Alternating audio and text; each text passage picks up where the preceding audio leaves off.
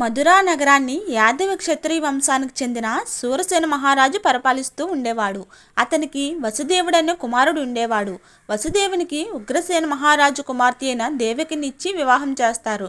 చెల్లెలంటే ఎంతో ప్రేమ కల కంసుడు ఆమెను అత్తవారింటికి రథం మీద సాగనంపుతూ ఉంటే ఆకాశవాణి దేవికి గర్భంలో పుట్టిన 8వ కుమారుడు కంసుడిని సంహరిస్తాడని చెబుతుంది. కంసుడు దేవికిని వసుదేవుడిని అడ్డు వచ్చిన తండ్రి ఉగ్రసేన మహారాజును కూడా చెరసాలలో పెడతాడు. దేవికి 7వ మారు గర్భం ధరించినప్పుడు విష్ణువు తన మాయతో ఆమె గర్భాన్ని నందనవనంలో నందుడి భార్య రోహిణి గర్భంలో ప్రవేశపెడతాడు.